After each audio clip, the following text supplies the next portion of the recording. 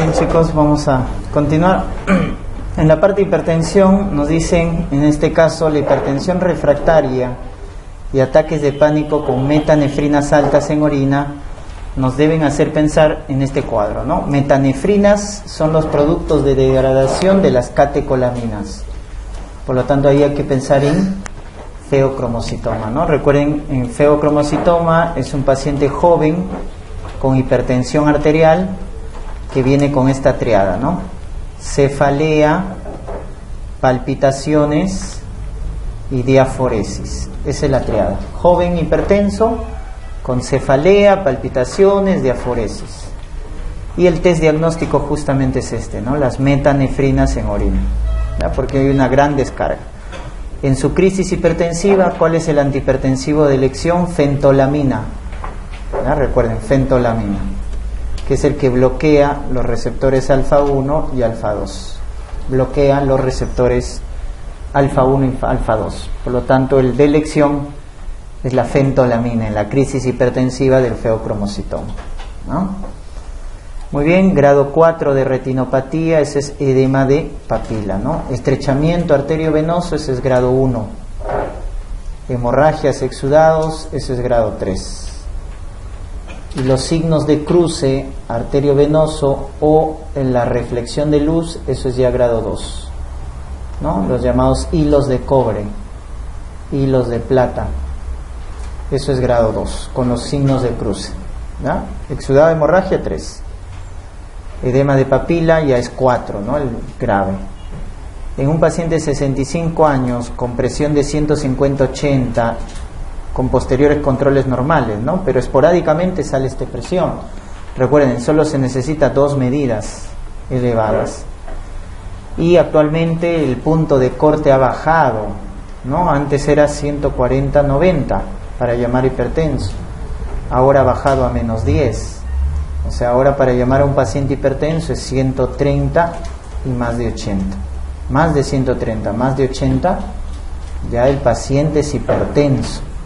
Ojo, ha bajado el punto de corte. Esto ya es estadio 1. Y a nuestros 140, 90, ya eso es estadio 2. Esta es la nueva definición también de hipertensión, ¿no?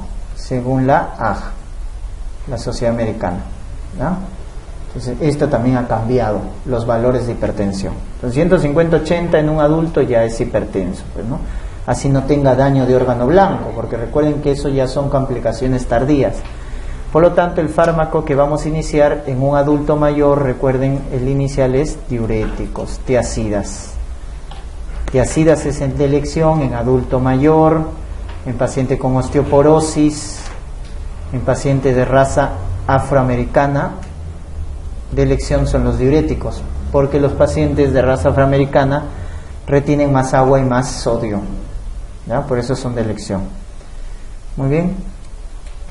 170-70, esto ya es estadio 2, ¿no? Porque está bien elevada. Por lo tanto, en el estadio 1, un fármaco. Estadio 2, 2 fármacos. Entonces acá que combinamos tiazidas y calcio antagonistas, es una buena combinación. O también tiazidas y yeca. La combinación que no está permitida en hipertensión es yeca más ARA2. Eso es no permitido. Yeca más ARA2. Pero puedes combinar yeca tiazidas, tiazidas calcio antagonistas, sí podemos combinar.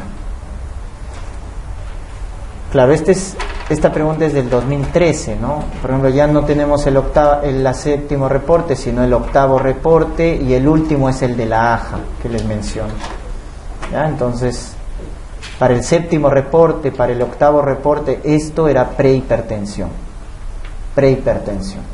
¿no? Pero ya les mencioné que ha cambiado, ¿no? Entonces, para decir un paciente normal, en la nueva definición, es que su sistólica esté menos de 120 y su diastólica menos de 80. Eso es normal. Entonces, ¿cuándo es prehipertenso? Cuando está entre 120 y 130 su sistólica y menos de 80 la diastólica. Entonces, miren, la diastólica tiene menos valor, ¿no? Porque ya es hipertenso, estadio 1, cuando es más de 130 y más de 80, o más de 80. Y ya es hipertenso estadio 2, cuando es más de 140 y más de 90. Esta es la nueva definición, por si acaso. Esta es de la AJA, ¿ya? Del 2017. ¿Ya? Entonces esta es la nueva definición. Y cuando llamamos crisis hipertensiva, cuando la sistólica es más de 180 y la diastólica más de 120. Esa es crisis hipertensiva, ¿no? Entonces los valores han cambiado. Si hay exudados, hemorragias, eso es grado 3. Exudado, hemorragia, ¿no? Grado 3 de la retinopatía. Marca el enunciado verdadero: la hipertensión sistólica en el axiano se debe a endurecimiento de las arterias. Las arterias al hacerse más duras, lo que aumenta principalmente es la presión sistólica, no tanto la diastólica. Miren, 140-90, ¿cuál es la presunción diagnóstica y qué medida tomaría? Hipertensión, ¿no? Y dar un fármaco. Esto con la definición antigua, definición antigua, ¿no? Este es un fármaco, ¿ya? Pero ya si nos preguntaran en la última definición, esto es estadio 2, y por lo tanto iniciaríamos con 2 fármacos, ¿ya? En la definición actual. ¿Ya? Eso tienen que acordarse, porque ya esa definición actual que les menciono es la establecida. Ya los cardiólogos han implantado esa definición, porque ese estudio no es de ahora, es de años de seguimiento, que recién ya el resultado ha salido, ¿no? Sobre el tratamiento de hipertensión, señale lo correcto: hipertenso con angina de Prince-Metal, que indicamos calcio antagonistas. Eso es correcto, porque para la angina de Prince-Metal damos bloqueadores de canales de calcio, ¿no? Si el paciente tiene hipertensión y falla renal crónica y el potasio está elevado, indicamos YECAS, falso. Los YECAS podemos indicarlas cuando el paciente tiene insuficiencia cardíaca, cuando el paciente tiene hipertrofia de ventrículo izquierdo, porque el YECA es el gran antirremodelador, cuando el paciente tiene diabetes, cuando el paciente tiene proteinuria, ahí es de elección YECA. Y también lo podemos emplear en el paciente con enfermedad renal crónica, pero siempre cuando el potasio esté normal, porque si está elevado ya no, el YECA eleva más el potasio, por lo tanto hay que tener cuidado. El potasio debe estar normal para utilizar YECA en falla renal. Hipertenso con diabetes, beta block, no. Si tiene diabetes, mejor es YECA, ¿ya? Mejor es YECA. Beta block es mejor ¿en qué pacientes? En pacientes con hipertiroidismo, paciente con migraña, paciente con arritmias supraventriculares, flúter, fibrilación. O si tiene angina, ¿no? Angina de pecho con hipertensión, beta block. En esos casos mejor va beta block. Pero si es diabético, YECA. Acá, ¿no? Hipertenso con migraña, mejor beta block. Tiacidas, no. Tiacidas ya mencionamos, en el adulto mayor, en osteoporosis, en raza afroamericana. Hipertenso con osteoporosis, tiacidas, ¿no? Atenolol. Eso es incorrecto. Entonces lo correcto es acá. Calcio antagonista se da para el fenómeno de Raynaud o para la angina de Prince-Metal.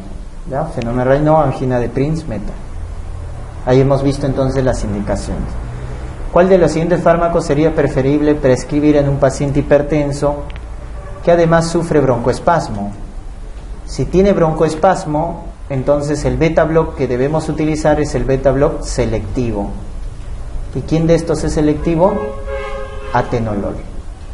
Pero ojo, en hipertensión es correcto dar beta block selectivos, pero mejor utilizar metoprolol o bisoprolol. Mejor estos de acá. El atenolol, los estudios han demostrado que tiene poca eficacia en hipertensión, ¿ya? Entonces, si quiero dar un beta block selectivo en hipertensión, mejor utilizar metoprolol y bisoprolol. Esta es una pregunta del 2002, miren cómo cambia, ¿no? O sea, para ese año dar atenolol estaba bien, pero los estudios a largo plazo veían que los pacientes que usaban atenolol en su control de hipertensión se morían más. Es por eso que ahora es mejor utilizar metoprolol y bisoprolol, ¿ya? ¿Cuál de los siguientes fármacos constituye el antihipertensivo de elección para un paciente con diagnóstico de diabetes tipo 2, que además padece hipertensión y proteinuria? Ahí nos dice, ¿no? Diabetes, proteinuria, YECA. Busco enalapril, captopril, lisinopril. No hay. ¿Quién es la hermana de los YECAs? ARA2. ARA2. Si no hay YECA, ARA2. ¿Cuál es la gran ventaja de los ARA2? Que no generan tos, ¿no? En cambio los YECAs, el 20% de los pacientes, tos seca. O sea, muchos pacientes no toleran la tos y por eso utilizamos ARA2. El problema de los ARA2 es el costo, ¿no? Son más costosos. Si no, todos utilizaríamos ARA2, ¿ya? ¿Cuál de los siguientes tratamientos muestra un manejo inadecuado? A ver, falla renal severa. En una falla renal, ¿cuál era el único diurético que podíamos emplear? Furosemida. Si tiene falla renal grave, no podemos utilizar tiazidas. Podemos dar furosemida como diurético, ¿ya? Si hipertenso con tos secundaria YECA, ¿qué le damos? Losartán. Eso sí es correcto. Si no tolera YECA, ARA2. Coronario, angina, ¿no? Beta block o calcio antagonistas también en angina, cualquiera de los dos. Si tiene disfunción ventricular, hipertrofia del ventrículo izquierdo, YECA. Hipertenso con taquicardia, esa es una arritmia, beta block. Está bien. Entonces la clave incorrecta o el manejo inadecuado es la A, ¿no? En tiazidas no podemos emplear en falla renal grave. Pregunta repetida: si tienen falla renal avanzada, YECA. Cuando quieras controlar la hipertensión en un paciente con insuficiencia renal crónica, lo que debes preguntarte es la tasa de filtración y los niveles de potasio. Si la tasa de filtración es más de 30 mililitros por minuto y el potasio está normal, ¿qué utilizamos? YECA para controlar la presión. Pero si el paciente con falla renal tiene su tasa de filtración menos de 30 y el potasio está elevado, ya no puedes utilizar YECA. ¿Qué utilizas acá? Bloqueadores de canales de calcio. Bloqueadores de canales de calcio. Cuando un paciente ya no puede utilizar YECA para controlar en la enfermedad renal crónica, ¿no? Pues acá el manejo es incorrecto. Tiazidas no. Paciente hipertenso, diabético y tiene asma, ¿qué fármaco está contraindicado? Beta block, pues, ¿no? Los beta block no en broncoespasmo. En broncoespasmo. Los calcio antagonistas no en falla cardíaca sistólica. ¿Cuál es la reacción adversa más frecuente de los calcio antagonistas? Edemas, congestionan al paciente. Por eso en falla cardíaca sistólica están contraindicados. Las tiazidas, ¿dónde están contraindicados? Pregunta también de examen, en gota, porque aumentan el ácido úrico. También cuando el paciente tiene dislipidemia. Si el paciente tiene colesterol, triglicérido, es mejor no utilizar tiazida, porque tiazida eleva más los lípidos. ¿Y los YECAs dónde están contraindicados? O igual los ARA2, en la gestación, porque son teratogénicos. YECA y ARA2 están contraindicados durante la gestación, ¿no? Muy bien, 45 años, 150-90 en 2 oportunidades. ¿Cuál es el fármaco de elección? Sin antecedente de importancia. Entonces, si no nos dan para elegir por ninguna comorbilidad, siempre preferir tiazidas, porque es el diurético más barato, más disponible, con buena eficacia y sobre todo mejor el pronóstico. Las tiazidas en hipertensión arterial han demostrado bajar la mortalidad. Muy diferente en ICC, ¿eh? En ICC tiazida no mejora el pronóstico, pero en hipertensión sí, ¿no? Por eso si no me dan elegir, el de primera línea es tiazida. Adulto mayor con diabetes y presión elevada, ¿no? Entonces en diabetes, ¿quién es de elección? YECA. YECA, enalapril, captopril. Deportista de alta competencia, ¿no? Que muere súbitamente. Esos pacientes es porque tienen de manera congénita una mutación en la miosina. en la proteína contráctil de los filamentos gruesos, produciendo una miocardiopatía hipertrófica. Estos pacientes hacen muerte súbita, ¿ya? Por eso lo que mejora el pronóstico es colocarle DAI, desfibrilador automático implantable. ¿Y a quién le colocamos DAI? A los pacientes que tienen hipertrofia menor a 30 años, que tengan arritmias ventriculares, o tengan síncopes a repetición, o su hipertrofia sea grave, más de 30 milímetros de grosor del ventrículo izquierdo. Entonces, si un paciente tiene estas características, es mejor colocarle el DAI, porque tiene alto riesgo de muerte súbita. 45 años, edema de miembros inferiores, aumento de presión de la vena yugular, el signo de Kussmaul, que nos habla de congestión sistémica, ¿no? Hepatomegalia, ascitis. O sea, el paciente viene con clínica de falla derecha, edema, ascitis, ingurgitación yugular, y tiene 41 años, ¿no? Cuando un paciente viene solo con falla derecha, debemos descartar dos diagnósticos: la pericarditis constrictiva, datos de falla derecha, y la miocardiopatía restrictiva. Son los dos diagnósticos. Cuando un paciente joven venga con falla derecha, ascitis, edema, signo de Kussmaul. O sea, hay que descartar estos dos cuadros. Entonces, miren la prueba, ecocardiograma, ¿qué nos dice? Engrosamiento de las paredes ventriculares. Entonces, ¿de quién se trata? De una miocardiopatía restrictiva. Porque si nos hubiera dicho que el problema está en el pericardio está calcificado, fibrosado, eso es pericarditis constrictiva, ¿no? Ya está. ¿Cuál es la gran patología que genera miocardiopatía restrictiva? Amiloidosis. Que pedirle tinción rojo Congo, ¿no? Si sale positivo, amiloidosis. Tinción rojo Congo. Paciente con falla cardíaca, fracción de eyección baja, por lo tanto, ¿qué tipo de falla cardíaca es? Sistólica. Y en el ecocardiograma, ventrículos de paredes delgadas. Entonces es una miocardiopatía dilatada, ¿no? Esta es la típica que hace falla sistólica. Causa más frecuente de manera secundaria el consumo de alcohol crónico. En cambio, la restrictiva, la hipertrófica, dan falla en la diástole, porque el corazón no se llena bien. Acá la falla es sistólica. La miocardiopatía que da falla sistólica es la dilatada. Acá nuevamente, 85 años, ortopnea, fibrilación auricular, fracción de eyección 30%, o sea, está bajo, es una falla sistólica, y espesor de la pared del ventrículo disminuido. ¿Qué miocardiopatía nos da falla sistólica y el corazón está delgado? La dilatada, ¿ya? La dilatada. Y esta se asocia a fibrilación auricular, por eso puede dar embolismos también, ¿ya? Puede dar embolismo. Taponamiento, ¿con cuánto se tapona de forma aguda? Porque es traumático, 250, de forma aguda. De forma crónica, con 2 litros. Aguda, 250. Crónica, 2 litros, ¿no? Acuérdate, en taponamiento, triada de Beck. Siempre preguntan esto. Triada de Beck. Ingurgitación yugular, hipotensión y ruidos apagados.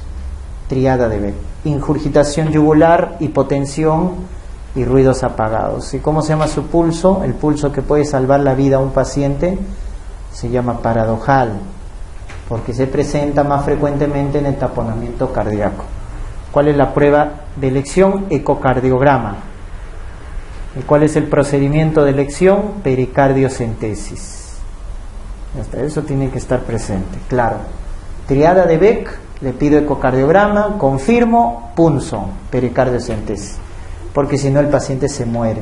¿De qué se muere un paciente con taponamiento? De shock obstructivo. Causa de pericarditis, miocarditis más frecuente es virus, ¿no? Coxsackie B virus. Coxsackie B es la causa más frecuente de miocarditis, pericarditis.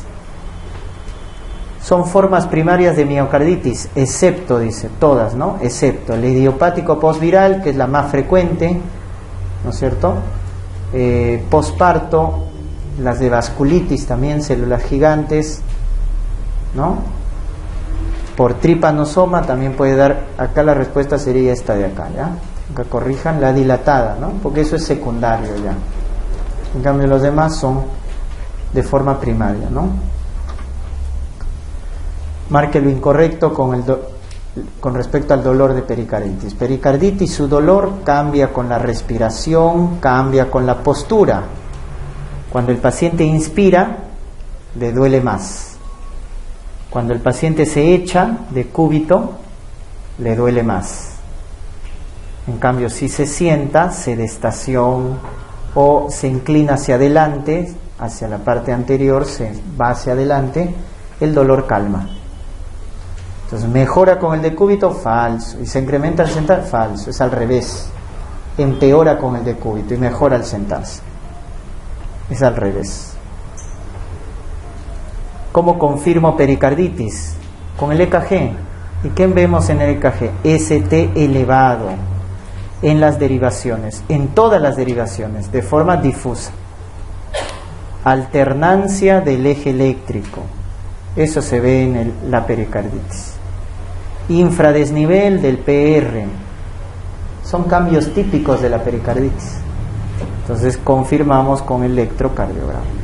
Ecocardiograma es para ver derrame pericárdico, es diferente. Derrame sí, ahí sí, ecocardiograma. Cuando un derrame ya es patológico, cuando es más de 50 mililitros, ya es patológico. Ya se tapona cuando es 250, ¿no? De forma aguda. ¿Ya está? 18 años, fumador moderado con antecedente cardiopatía, acude por dolor torácico de 2 días de evolución sin fiebre. El EKG, miren, elevación difusa del ST. En el infarto no, en el infarto es elevación del ST, pero en algunas derivaciones. Entonces, si es difusa, ya es una pericarditis. Pero miren, el CPK está elevado, ligeramente elevado. Eso es porque se trata de una miocarditis, ¿no? La miocarditis, por eso las enzimas salen un poco elevadas, ¿no? Generalmente en pacientes jóvenes. 58 años, disnea progresiva, ortopnea, edema de miembros inferiores. En el examen, gran ingurgitación, ruidos apagados, hipotensión. ¿Cómo se llama esa? Triada de Beck. Ingurgitación, ruidos apagados, hipotensión. Taponamiento, ¿no? Taponamiento cardíaco. Triada de Beck. Nuevamente, hipotensión, ruidos apagados, ingurgitación. Taponamiento cardíaco. ¿Ya? Prohibido olvidarse la triada de Beck. Eso siempre preguntan. Ingurgitación, ausencia de ruidos, malestar, taponamiento cardíaco. ¿Cuál es el mejor diagnóstico para taponamiento? Ecocardiograma, para ver derrame. Y el signo más específico es colapso de cavidades derechas. Colapso de ventrículo derecho. Ese signo específico. Llega emergencia, hipotenso, ruidos de baja intensidad, ingurgitación. Triada de Beck. Taponamiento cardíaco. Hay que hacer una pericardiocentesis, ¿no? Nuevamente, hipotensio, ingurgitación, ruidos apagados, taponamiento cardíaco. ¿Cuál es la profundidad a la cual se debe comprimir el tórax en un lactante? Cuando es un lactante, 4 centímetros. Cuando es un adolescente o un adulto, ya es 5 centímetros. 5 centímetros. Cuando es un adolescente adulto, ¿no? La diferencia. ¿Cuál es el primer paso en el soporte vital básico de un niño? Verificar la escena segura. Eso es siempre, no solo en el niño, también en el adulto. Cuando vamos a iniciar el soporte vital básico, lo primero es asegurar la escena, ¿no? Tanto para la víctima como para el reanimador. Y recuerden que hay la cadena de supervivencia intrahospitalaria y extrahospitalaria. La que siempre deben recordar, pues vamos, todo personal de salud, extrahospitalaria, ¿no? No está en la calle, etcétera, y un paciente sufre un paro, entonces debemos saber actuar. Y la cadena de supervivencia extrahospitalaria, en el caso del primer eslabón, es activar el sistema de emergencia. Activar el sistema de emergencia. O sea, llamar, ¿no? Policía, bomberos, SAMU, etcétera, el sistema de ambulancias. Activar el sistema de emergencias. Una vez que hemos activado el sistema de emergencias sin demorar más, una vez que hemos reconocido el paro, el paciente debemos iniciar el soporte vital básico. Entonces iniciamos las compresiones torácicas, porque recuerden que lo más importante en el adulto es el CAB, adulto y niño, ¿no? CAB, compresiones, primero las compresiones. Entonces iniciamos el soporte vital básico, ¿no es cierto? Soporte vital básico, la reanimación. Tercer eslabón, ¿no es cierto? El tercer eslabón ya es el traslado, ¿no? El traslado al paciente, el tercer eslabón es la desfibrilación precoz. Y esto es lo que aumenta la supervivencia en el paciente. Cada vez que nos demoremos 1 minuto en desfibrilar, la supervivencia cae 10%. Por eso, si en 10 minutos no se desfibrila, la mayoría de los pacientes ya tienen mal pronóstico, ¿no? Porque cada minuto que se pierde 10% de la supervivencia. Cuarto es el traslado, el transporte al centro hospitalario, ya en ambulancia, etcétera. Y el quinto es el traslado o los cuidados, posparo. Cuidados posparo. O sea, este es el soporte vital avanzado, el quinto eslabón. ¿Ya? Esos son los 5 eslabones o la cadena de supervivencia. Activar el sistema, iniciar las compresiones, desfibrilación precoz, transporte y el cuidado posparo. En el intrahospitalario, esta secuencia de 1, 2, 3 también se mantiene, ¿no? Entonces activamos el sistema, compresiones, desfibrilación precoz. Lo que aumentamos es que al inicio debemos, en la intrahospitalaria, prevención de los pacientes que tienen riesgo de hacer paro. O sea, en el área donde un paciente tiene riesgo de hacer paro, un paciente cardiópata, hipertenso, que ha sufrido infarto, debemos tener a la mano el equipo de paro, ¿no? Entonces sería un crimen que un centro hospitalario con pacientes de alto riesgo no tenga equipo de paro, pues, ¿no? Entonces, el primer eslabón en el intrahospitalario es prevención. Y luego ya, si se produce el paro, entonces activamos el sistema de emergencia, compresiones, desfibrilación precoz. Acá ya no viene el traslado, porque el paciente está en el hospital, por lo tanto el último es el soporte vital avanzado, ¿no? Entonces, en ese sentido cambia la cadena de supervivencia intrahospitalaria. Pero siempre lo primero es esto de acá, verificar la escena segura, ¿ya? Antes de comenzar cualquier reanimación.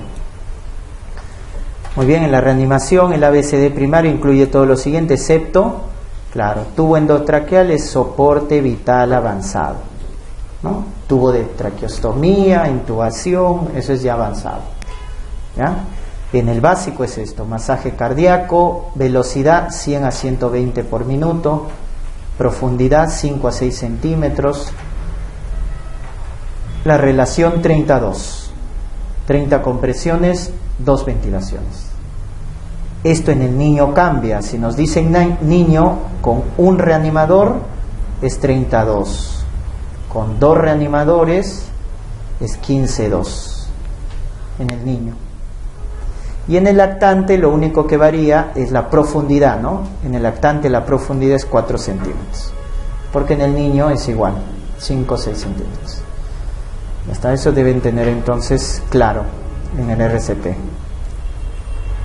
Muy bien, ahí está la velocidad, 100 a 120 por minuto. Y dejar que el pulmón se respanda, ¿no? Y disminuir al mínimo las interrupciones. Ya está. ¿Y cuáles son los ritmos desfibrilables que pueden, en los cuales se puede utilizar la cardioversión eléctrica? En la fibrilación ventricular, que es el más frecuente, o la taquicardia ventricular sin pulso. Esos dos son desfibrilables.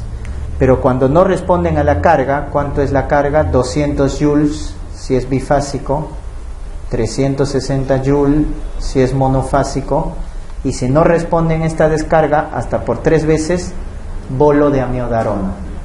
bolo de amiodarona.